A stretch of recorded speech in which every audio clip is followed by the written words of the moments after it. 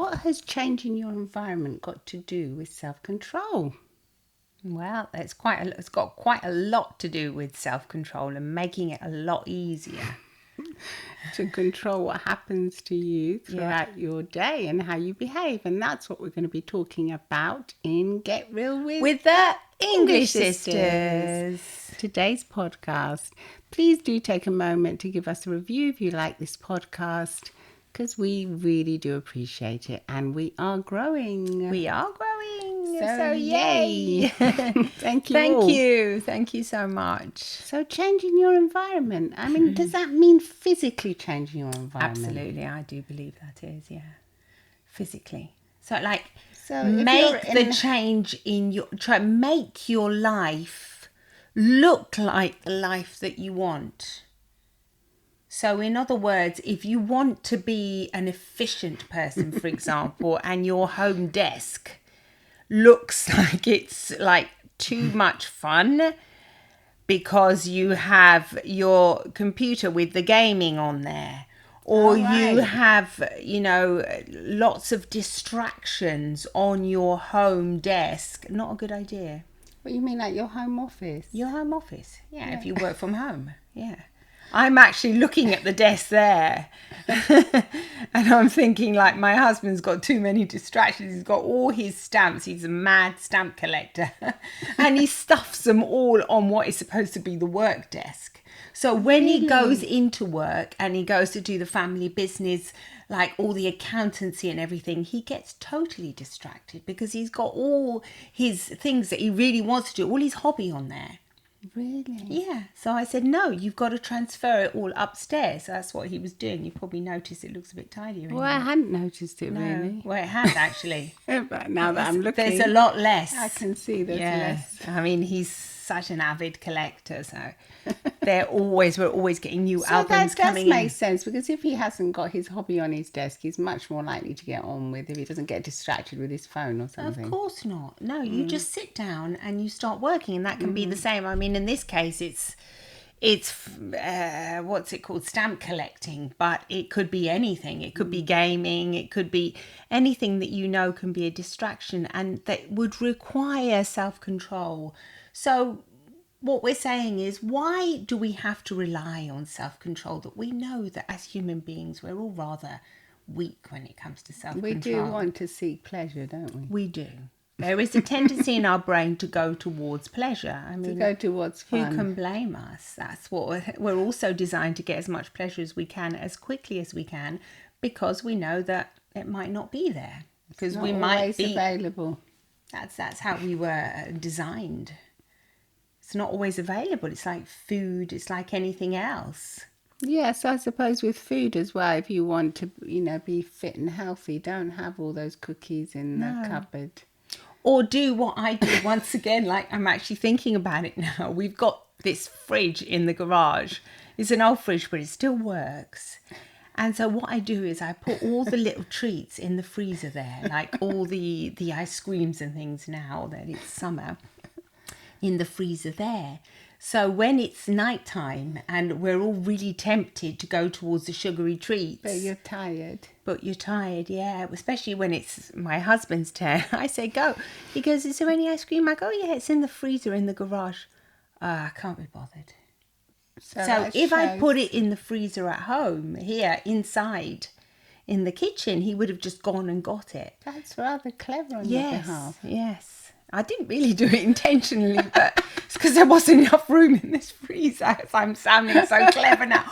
But it's worked. It's this thing that really has worked. This is funny about doing these episodes, that we realise that you do. I mean, it makes you realise how you function as well, and what you do in your own life. Yeah, because really in this... Maybe subconsciously you do that, because you think all the healthy stuff should be in the home freezer inside, and all the treats outside. I've actually put the yoghurt that I've just stuck a spoon in, the like good healthy yogurts, I've frozen them and I put them in this fridge in the kitchen, so that they're the first thing where we're just going to go out and you can get a frozen yogurt that I know is going to be a healthy choice. And I put all that's a good idea. Just stick a spoon in it. Yeah, just like metal fruit yogurts, like the ones that are healthy, the healthier kind, Yeah, I just make a little hole and I just stick a spoon in it. And then we've got the... Might try that. Yeah, we've got a frozen... Well, you don't like ice cream much, so... But this is like the ice creamy version of it. Yesterday we had an ice cream cake because it was my husband's birthday and I certainly enjoyed it. You did you? Yeah, but you're not like that crazy about it. Normally I don't know. But that's an alternative, isn't it? You can have a yogurt and it's going to be a low-calorie solution. It's much better, yeah. And a healthier one anyway. Yeah. So, yeah, I didn't even realise we were doing that, but I do that. So you can do that with food. Definitely. With food, absolutely. Keep the good stuff available close by in the fridge where you are. And then, obviously, you know, all the snacks and things that you don't want to eat, I wouldn't leave them out. No. Like, easily, readily available. No. Even at work in people's offices, I've got my brother-in-law in his office desk. He's always moaning about how he wants to lose weight. Yeah. And then when he opens his drawer, he is packed with candy and biscuits. Gosh. And like unhealthy salted snacks are in there. I've said that to him. What are you trying to think? He takes it for emergencies when he can't go. Yeah, but emergencies every day. And he's got a coffee bar right next to him, hasn't he? That has healthy food. Yeah, and his home is like 5 minutes away. It's not even like when we go into work that we've got the long drive. He might make. That is the excuse, but yeah. But that's not a good idea, isn't it? Because then how much self-control do you need not to open that drawer? You need a lot of self-control when you get peckish. And you just got it there. I put those dates in my fridge at work in the family business, so that at least if I really want a sugary treat, I've got a date. Yeah. Which I mean, I mean they're lovely, but you're going to want like 2 or 3 of them, and that's it. But if I put biscuits in there or something else, I'd probably go for them. Yeah. When I'm hungry and I'm getting tired or whatever, and I think I need a pick me up. So definitely, yes. It's a wise... what other areas can this work in then, do you think? I think any area really that you want to change your life. I think if you have an idea of what you want your life to look like, then you have to change that environment. So for example, if you don't want to be fighting all the time with somebody... Don't go and see them. Well, that's your environment, isn't it? It would make sense, yes. It would make sense to maybe to break up that relationship or change it. Make it so that your life looks like the way you want it to be. What do you want your life to be like? Do you want it to be chaos? Do you want it to be frenetic, exciting, adventurous, full of lively, enjoyable things? Or do you prefer more serenity? You want more calm? Do you want to be more proactive in being healthy? Then make those changes. Yeah, I'm just thinking that I'm just thinking of our aunt when her husband always wound her up every time he'd come back from work at lunchtime. He would wind her up because he used to work in the morning and then in the afternoon shift. And he would always wind her up. And every lunchtime he'd make her cry, basically. Oh, my God. And then he would kiss and make out and he'd say, no, I love you, I didn't mean it, I'm sorry. Yeah, because you lived with her for a while, didn't you? He would shout at her and say, you haven't done this or you haven't done that. And then make her upset. And I used to say, can't you just not be there when he comes in so he doesn't see you?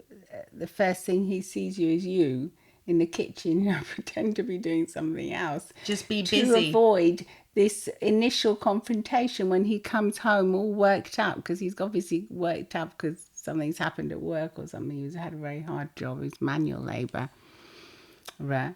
And... but she didn't understand, and she would just do it every day. She'd fall into the same trap. And I'd say, but don't you realise that he does this to you every single day?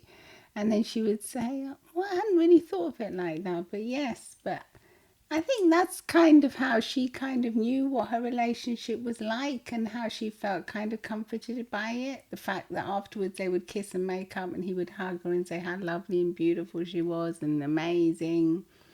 Right. So So it she was had one of like these. secondary benefits from it. Yeah. That Those maybe gains. she wouldn't feel as close to him if he, if she He wasn't was there more for that. passive. She Yeah, kind of liked that kind I of think she must a have. bit of a like tug of war kind of Yes. thing going on where Yeah, I think that if that happens to you in your relationships, you can kind of examine, is there a part of me that kind of wants that to happen? Because if it really isn't and it's all one-sided, there is a way of, just you breaking away from that pattern quite easily by like not being in that environment when it's yes, time yeah. for that to happen. Yeah, definitely. I If mean, you know and you love the person, you know your relationship's worth saving and you know the trigger, so that's always going to happen at a certain time, and they're going to be extra annoyed or ratty because they're really tired or something, like what you were saying with the manual labour. Yeah, maybe it's best if you say, well, I'm off for a shower. I don't know. I don't know what she would do in I'm that. also thinking about, children do that as coping mechanisms a lot of the times, poor little things, when they feel that if their parents are going to be ratty or that, they go to their rooms and they hide.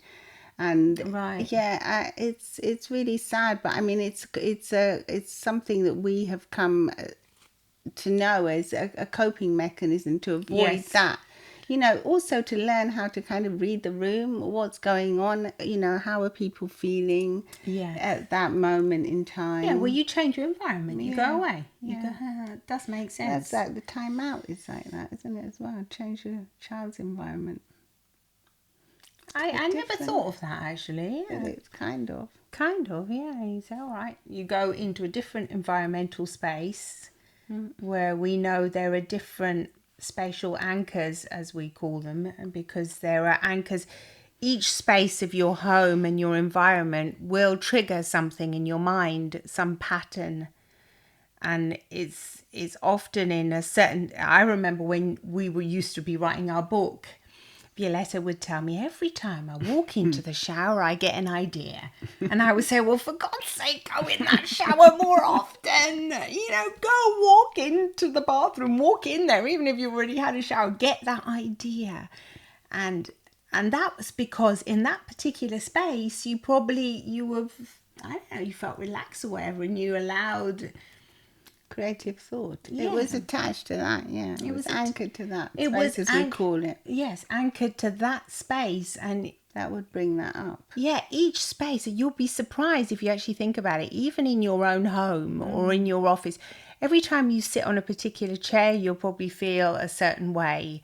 Not just because the chair's more comfortable, it's because in that chair you've had certain thoughts or you repeat patterns of behaviour over and over again.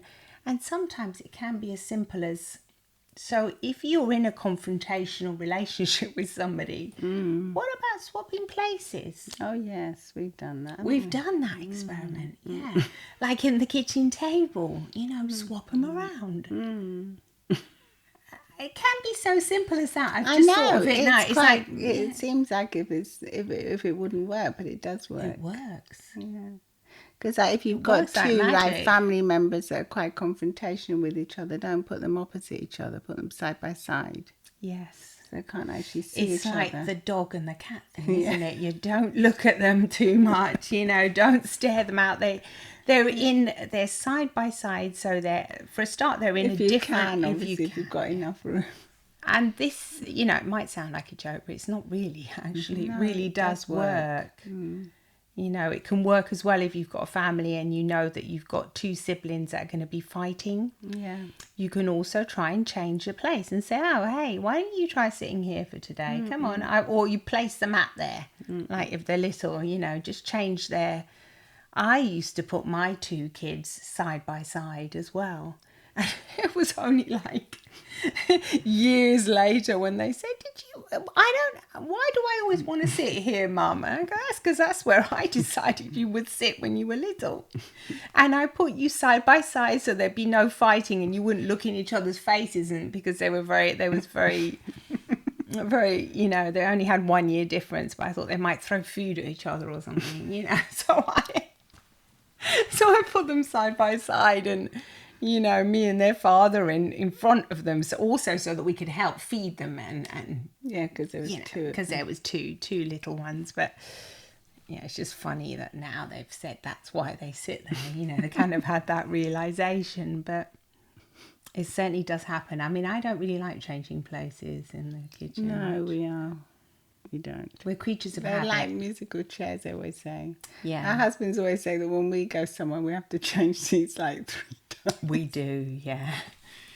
We My go to a husband restaurant, we're always recently- looking for the best of you. Recently, on a trip away, my husband teased me because the waitress came up, and he sat where he knew that I wanted to sit on purpose, because I like to see the view, and he sat there on purpose, and I didn't say anything, and I just sat You thought down, you'd and then be- he said, "Aren't you going to say when the lady had left? She goes, aren't you going to say anything about where you that I'm sitting where you want to be sitting?" I said, "No." And he said, "That's Did good he to let you wait." sit where you wanted to in the No, end? in the end, I said, "I'm fine here, actually." You were trying to be... I was fine. No, it was just funny that he even noticed it, I suppose, after all these years. After all these years, yes, he did. He's He become was aware like of winding it. me up on purpose, the cheeky. Yeah, because he's come to realise that for you, where you're seated is important. important. I don't think they see things, well, they do, but not, my husband doesn't see the same as I see. No, mine doesn't either. Because when we were playing golf and I said, "Did you see the scene on that hole?" And no. No, he was focused on the game. Yeah, more on the game. I was supposed to. That's just shifting your focus, yeah, to where you were probably just on the game as well, but then also looking around and Enjoying the view. enjoying the view. Yeah, it's just different ways. But I do think that if we make our environment not as healthy and as helpful that it can possibly be for us, then we can get great benefits from it. Yeah, and I think your environment can also be like if the friends and the people you hang out with. I think that's what I why they was say, saying, a lot yeah. of people say, hang out with the people that you aspire to be with. Exactly. You know, the people you admire and that you want to be with. Yes. So if your friend, you're always getting the same results with your friends, you're coming away, you're not... There's something about that group of people that are not inspiring to you anymore, probably. Otherwise, you wouldn't even be thinking it. If you just you had a lovely time and you love them all and whatever, then yeah, maybe it is time to change your environment, change it around a bit.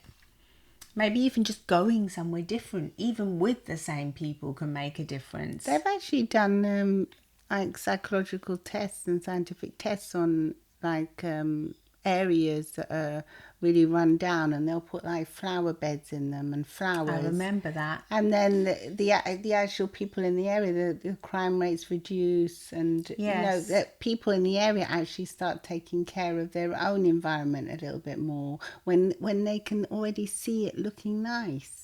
Because I think when it looks doesn't so that make it- bad, yeah. when everything looks so horrible and bad, then you just think, what's the point? You know, what's the Yeah. point of just throwing another piece of litter or whatever? Exactly. But when everything's beautiful and nice, That's like you changing the won't want- broken window pane. If they're all broken around you, you can't be bothered. But if it's just one that's broken, you think, oh my gosh, that was another study that I can't remember Well, now. I have Yeah, got by an broken architect. window panes. He said, look, if we start changing these, and I don't know if I'm saying it correctly, but it was this famous study as well, or it was a phrase by this architect.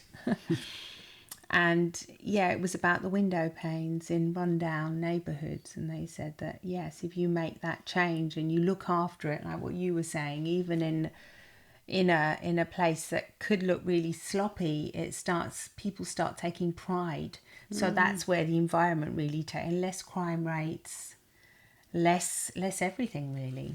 So it's the same for your own home, Well, isn't it? yes, if you look after your home, you're not going to want it. But once it gets, for instance, your home, once it gets really messy, then it's such a big effort It's to such a tidy big up, isn't effort. it? Yeah, and it takes self-discipline and self-control, not to just say, if you make it easy for yourself, you make it easy by every time you get something out, put it back.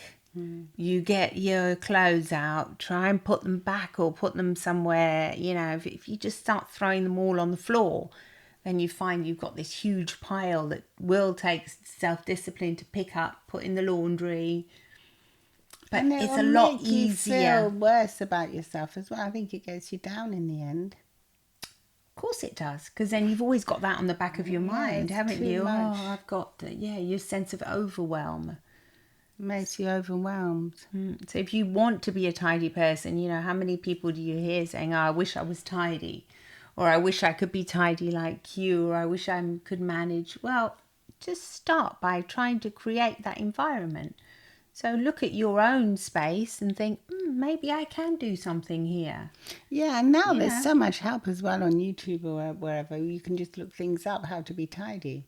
I mean, Yeah, it's I know. It's amazing. amazing. Yeah, they can actually teach you how to be So you tidy. could, there really Start off is no small. You excuse. start small, like Yeah. just like what we made the other podcast about making your bed, for example. Yes. Make your bed, put clean sheets on it.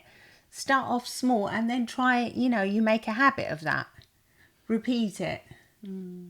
Repeat it so that it becomes easier.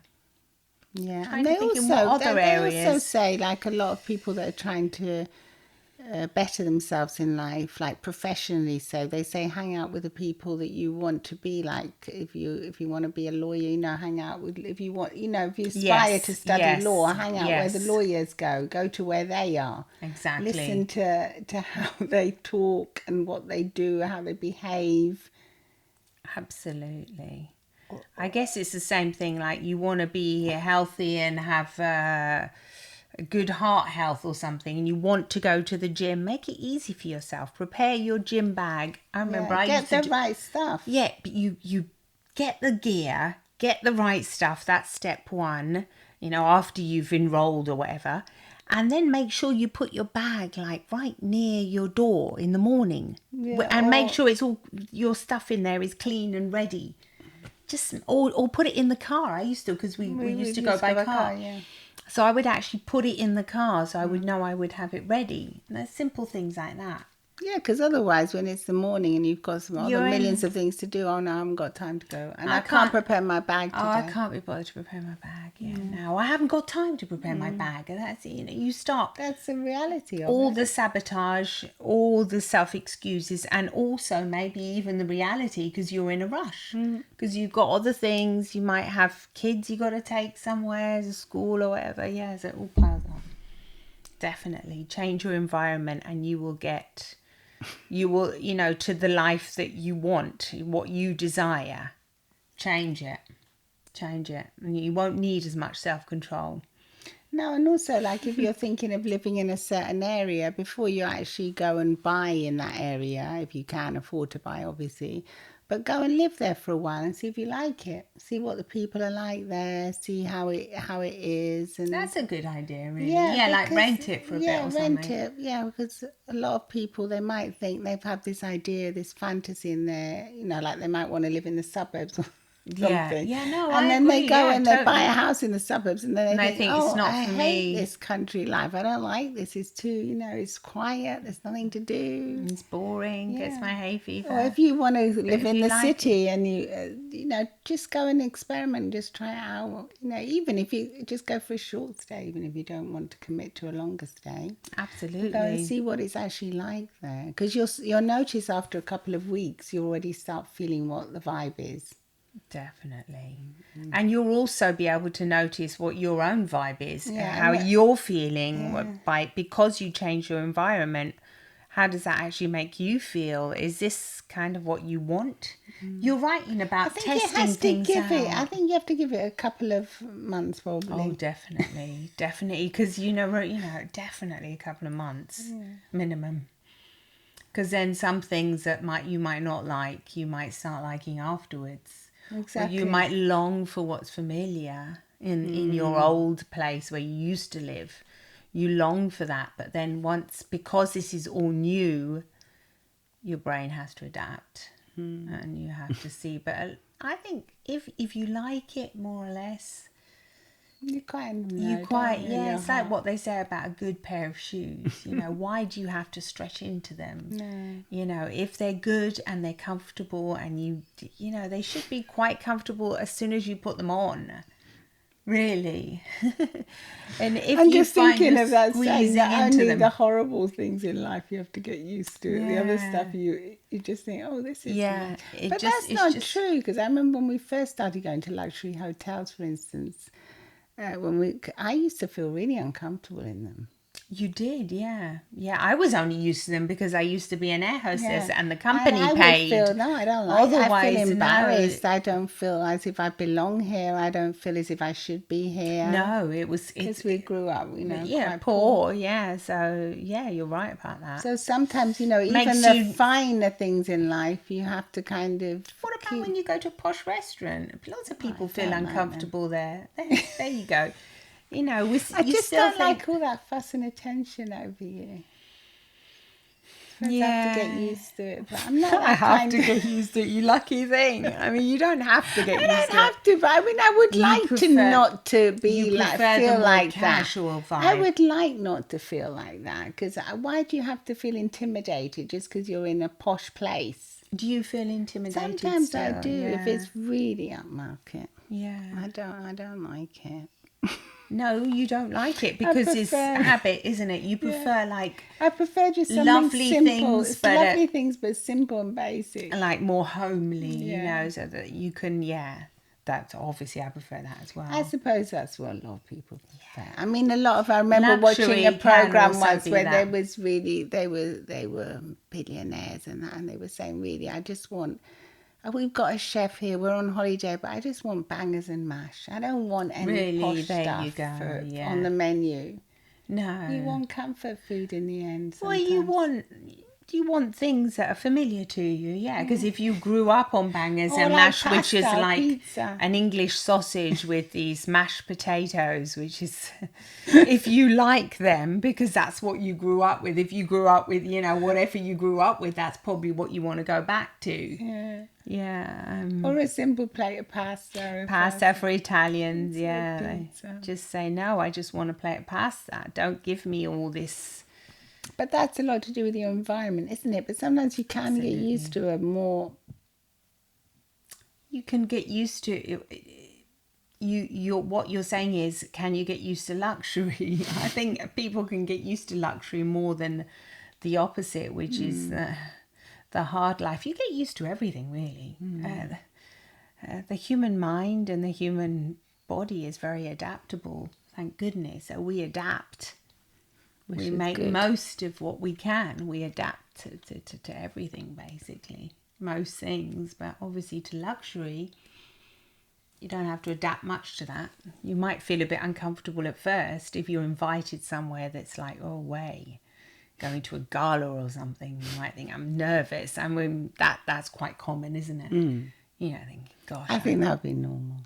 Yeah, I'm nervous. Unless you're used to going all the time. Yeah, and then thinking you might... But yeah, definitely. It's also all the attire you've got to wear, isn't it? All the outfits, Yeah. Yeah, but anyway. Yeah, definitely. So if you want to change, make a change in your life, don't rely on self-control. Change your environment. This is what we're saying. Finally, don't just rely on you being determined, you having all the self-control. No, it's not an efficient way to go about it. No, it's not. The most and efficient... you will fall for the trap. You'll fall for it. You'll fall for the pleasure trap. You'll go towards the easy stuff. And it's not your fault. No. That's just the way we're all designed to be.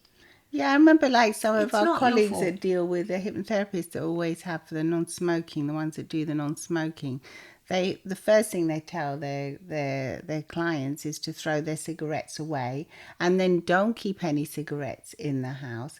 Don't go to places, if your colleagues or that are going out, don't do that. Don't go to all the Try things and you avoid do. your normal environment where you're going to see a lot of smoking buddies, a lot of your whatever in this particular case. Yeah, change your environment. Yeah, or if you want to cut out drinking, don't go out on nights out with your friends all the time. When you know you're going to require really self-control, you're going to have to say, I want, I don't know, whatever, a soft drink instead of that. Yeah. it's going to be really tough, and that's going to require that self-control. But if you change your environment, go somewhere else, do something different, you'll start do something do something that you like, but that's different. Yes. That might not require, for example, drinking, like what you said, drinking alcoholic beverages. You go somewhere else, do something different. Do something different. Do something change your different. environment, and it will change your life. That's It what will we say. change your life. Totally. Let us know what you think. Please do leave a comment on Spotify and do leave a review on Apple Podcasts, because it really makes a difference for us. It makes our podcast grow, and we can make more episodes We for can you, make more. So which we love doing. share, and lots of love to you all. Lots of love and smiles from the English English sisters. sisters. Bye Bye-bye. bye.